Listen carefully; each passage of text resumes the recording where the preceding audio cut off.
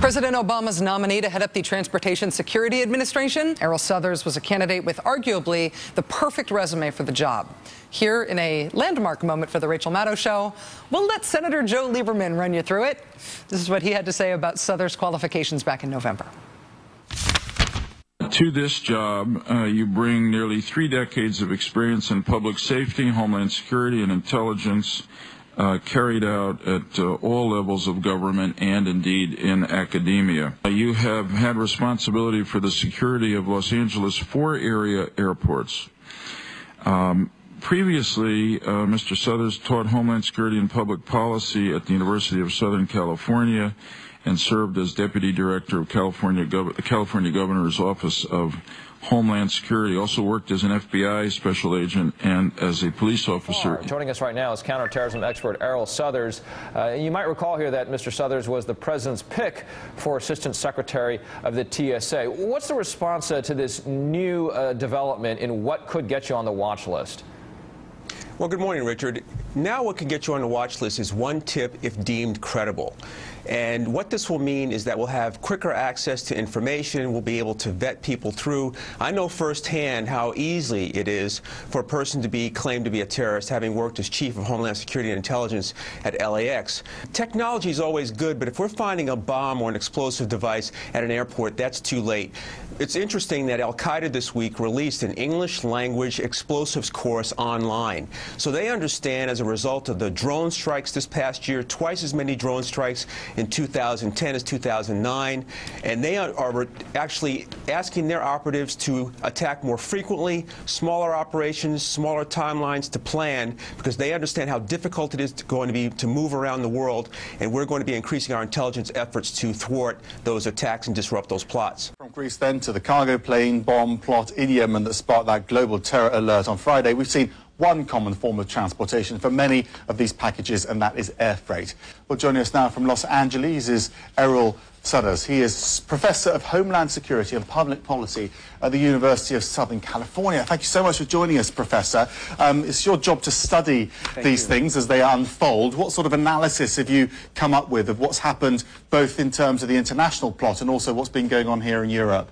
Well, first we see the fact that we have a transnational threat, and now exploiting a vulnerability that we've known for some time in air cargo.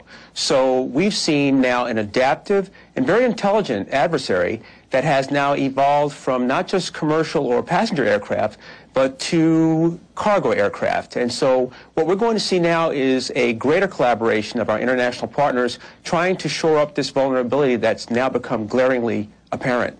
I want to get some insights now and some perspective from one of our go-to experts on aviation security, Erroll Southers.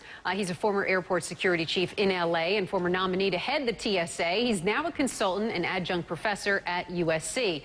Mr. Southers, what, if anything, troubles you about those numbers that we just saw? Well, Randy, what troubles me most about those numbers are the 6,000 people that were able to access the airport getting past government security screeners.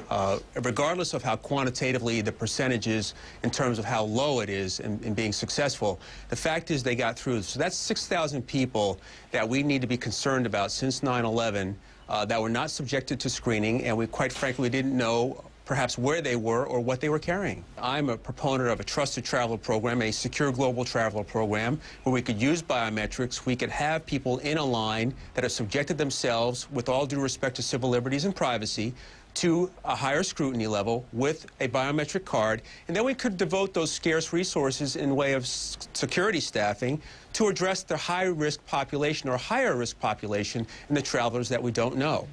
Isn't the smart thing to do to look, as you said this morning, to look for the bombers, not the bomb?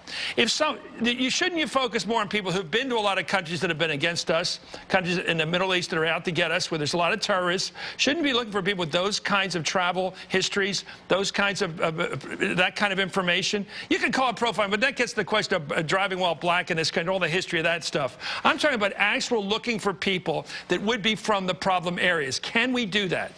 Now, I think we can do that. I think we should do that. I think we should be focusing on the human element. And Chris, you hit the nail on the head. We should be looking at travel patterns. We should be looking at histories.